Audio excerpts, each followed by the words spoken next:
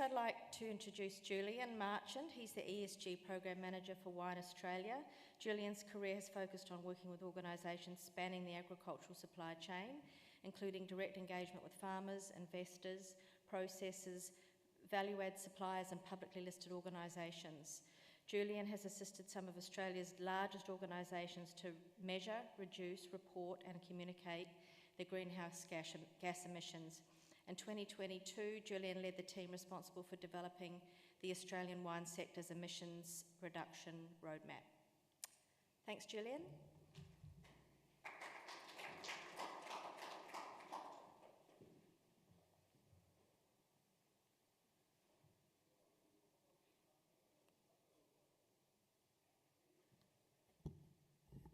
Thanks, Nicki.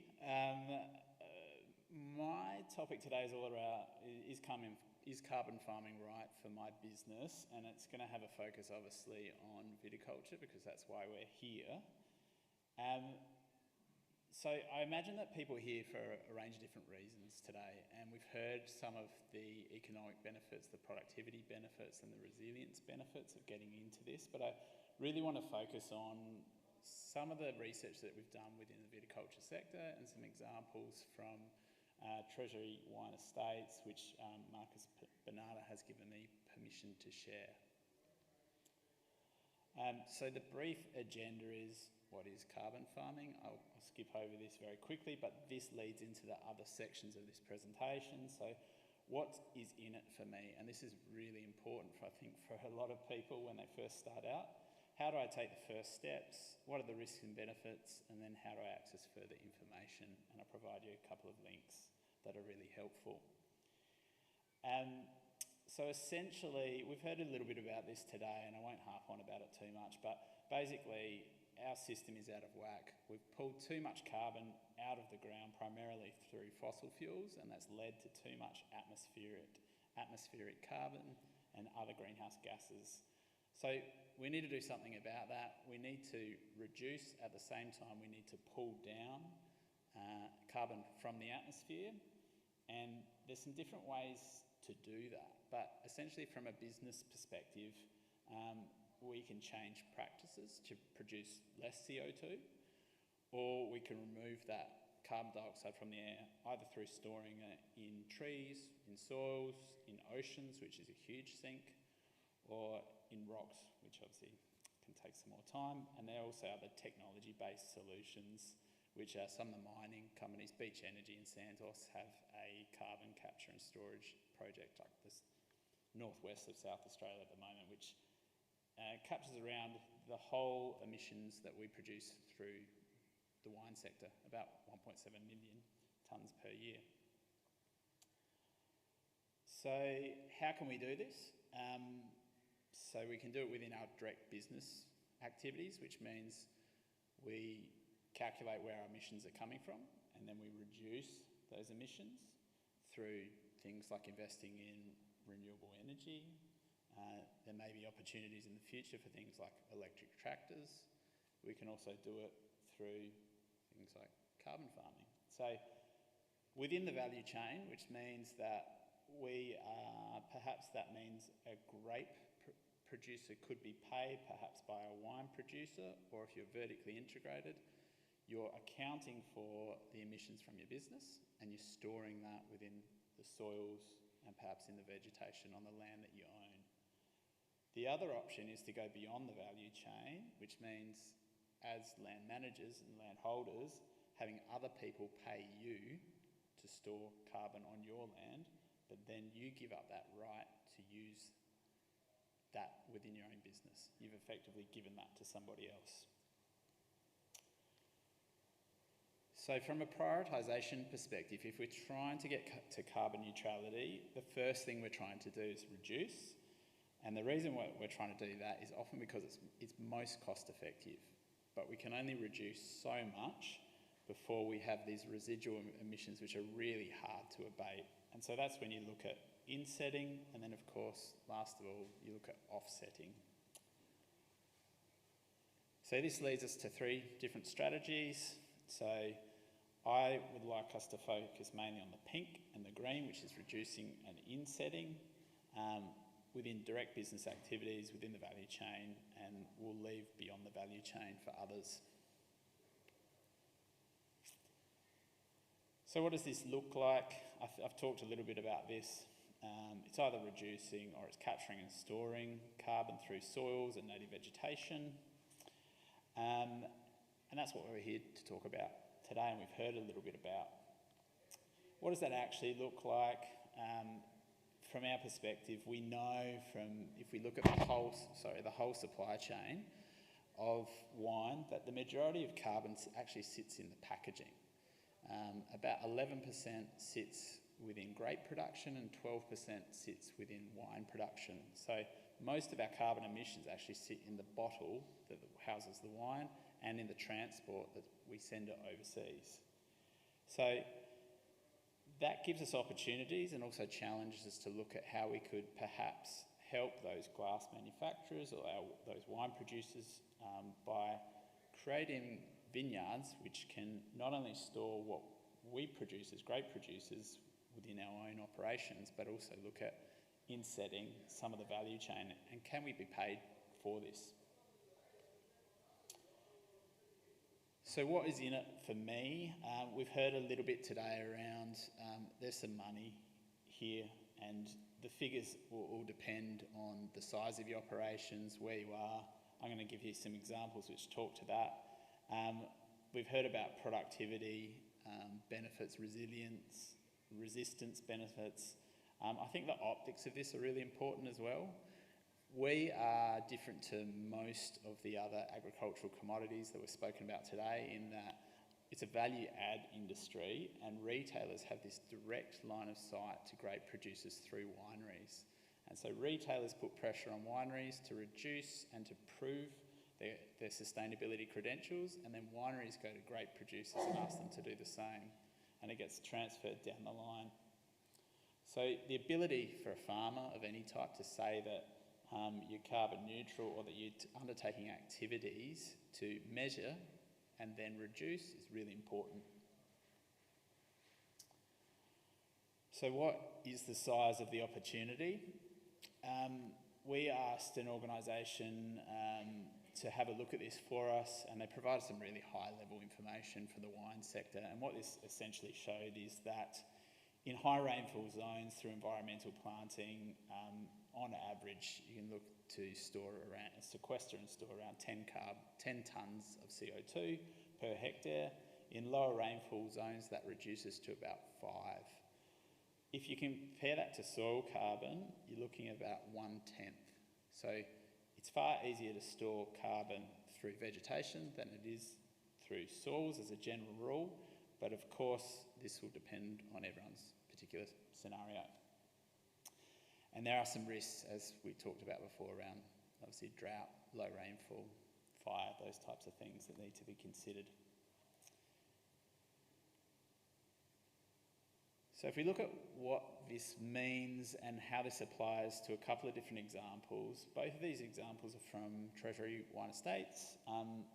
Ollie has worked on at least the Coonawarra one as well as the Tasmania one? Yes, just the Coonawarra one.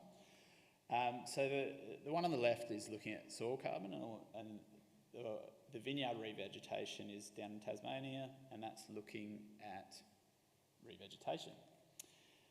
And so 50 hectares in Coonawarra, looking at both old and new vineyards, organic and conventional, and you can see that by 2050, they were looking at how much carbon can we store across 25 years. A lot smaller piece of land in Tasmania, only 4 hectares. And so you're looking at roughly about, for the soil carbon, it's 2,050 tonnes of carbon dioxide equivalent over those 25-year period, whereas with just 4 hectares of revegetation, you're looking at 1,500 tonnes of carbon dioxide over the same 25-year period. So that tells us that although these are different conditions, different locations, there's far more potential in planting vegetation than there is through soils. So what is the size of the opportunity? If we added an additional 5% of land to tree planting, and this, when I say tree planting, this could be a biodiversity mix, we know that based on the emissions baseline for the entire Australian grape and wine supply chain, that would provide us 10%, an inset opportunity of 10%. So 10% of the emissions, around about 170,000 tonnes per year, could be stored if we increased our collective land dedicated to tree planting. But by 2030, we estimate that that will rise to 18%.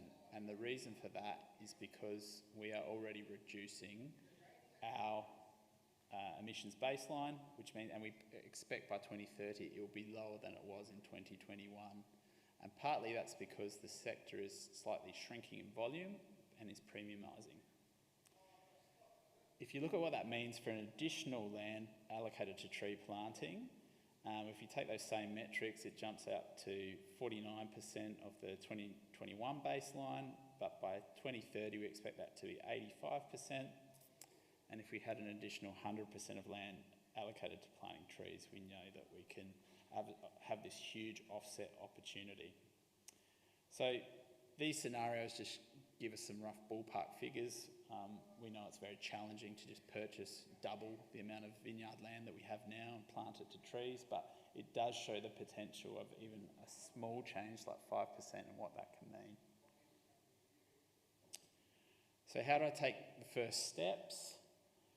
I think it's really important to start with your why. Know your why. Why are you doing this? And is it for monetary reasons? If it is, then understand what those risks are and what the benefits are.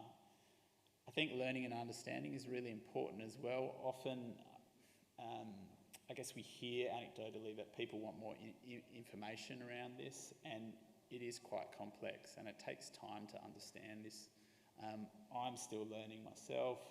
I've spent a lot of time working with large corporates around baselining their emissions, and this is a complex space. It takes time. So I think finding the right experts, and we know that there are, feedback that we've received is there's a lot of snake oil salespeople out there. So finding the right people is really important. Explore business and vineyard suitability. So I'm going to talk about that a little bit. I think anyone who, just a quick show of hands of anyone here that's used the Look-See tool by CSIRO. Yeah, it's a great tool. Allows you to, it's free to use. It basically, you can put a polygon around your property and use this to give you a ballpark figure of how much carbon you could store on your property and how much money that would equate to from carbon credits by changing your practices. The next stage, I think, is engaging the experts, finding the right experts, and I'll point to some resources that can help you with this. AgriFutures have a very useful guide. Planning your project, and this all happens before you look at registering. And then implement practices, monitor, report, and sell carbon credits. So, as I mentioned before, the Look-See tool, for those that haven't used it, really easy mapping-based tool to use. You can see on this image, I've selected a property close to Robe in South Australia.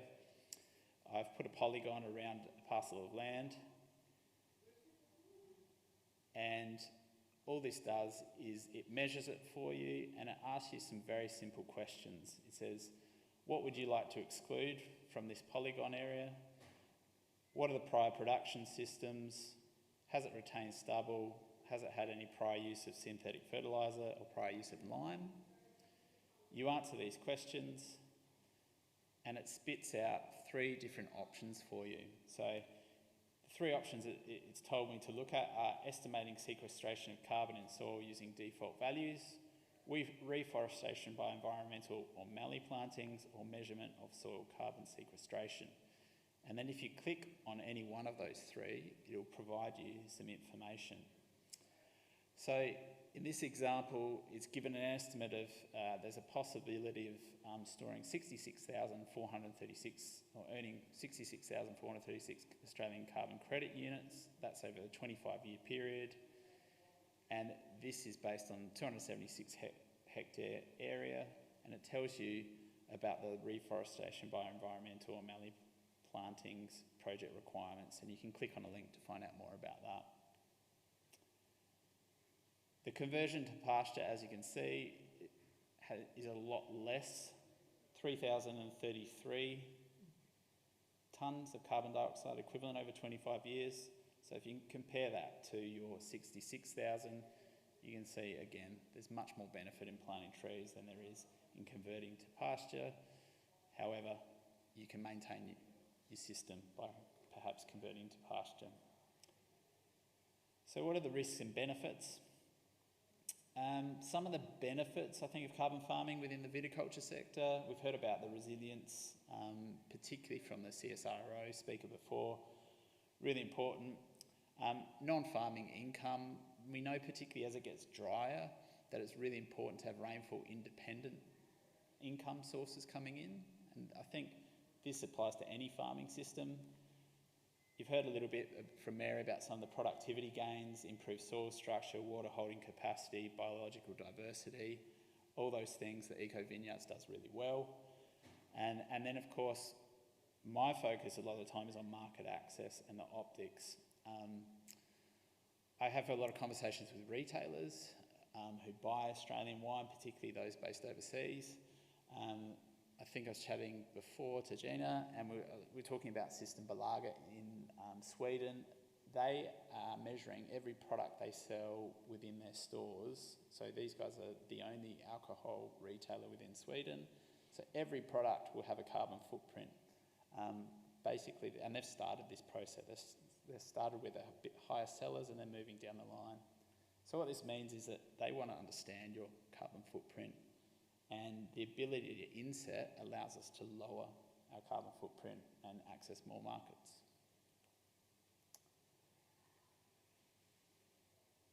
So showing these again, and I think this is really important. If you look at the different risks and benefits for both of these, you guys can make up your own minds around what the benefits are, and they also have different risk profiles. So it's really important, I think, to do your homework, find out what's right for you. The purpose of showing these was to look at, I guess, looking at what works well. So we know that if we look at from a cost perspective, I'll go, what works well here has been that this really helps Treasury to inset. They're not selling these. This helps them to inset, which means they can reduce the carbon of the products that they're producing. If we look at it from a cost perspective, this one works really well from a cost perspective compared to this one. This one was quite costly to do. If you speak to Marcus, he estimated it took him about 300 hours to do this because he chose to do it himself. But it's worth doing for these guys because they have the scale and the size. So that may be the case for your business, or it may not be. If we look at environmental plantings, it's a different situation. There is a return on investment here which works for the business as well. So some of the risks and challenges, we've heard a lot today about permanence. That's obviously a challenge. Price volatility in the market is a risk that we need to consider. What I would say about that is that if we project where the carbon market is going, it's only likely to grow, and demand for ACCU is only likely to increase, so we're likely to see higher prices in the future. Aggregation, payment timing and schedule can be challenging, and if we look at delivery and verification, there are lots of costs associated with this, thanks Nicki, and so particularly auditing costs. And so someone mentioned earlier, this is a huge component. The auditors are taking a huge chunk of this pie at the moment, so if we can bring those costs down, it makes it a lot more competitive.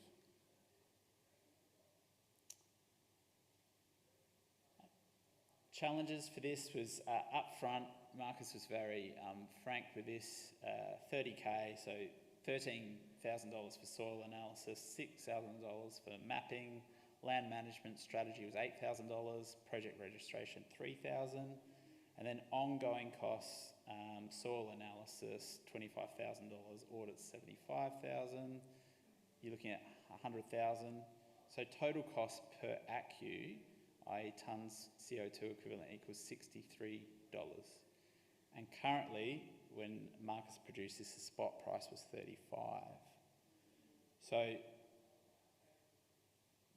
I think it's great that Marcus has been so open about this, but you can see the challenges here for the wine sector. And often this is economies of scale. So the larger your property, the more benefits, and this particularly works well for pastoral leaseholders.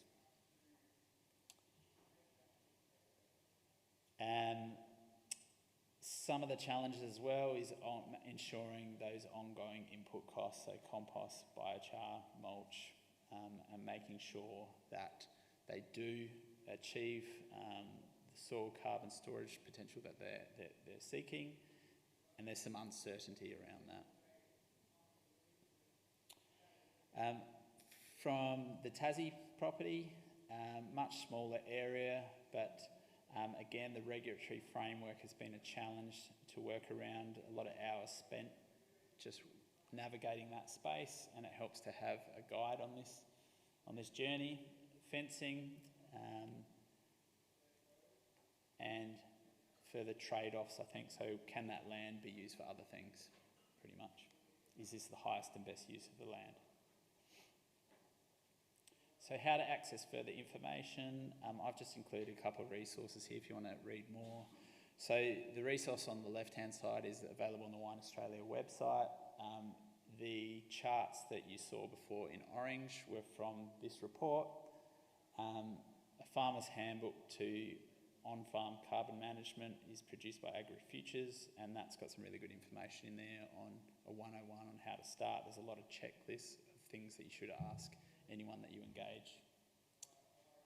Thank you.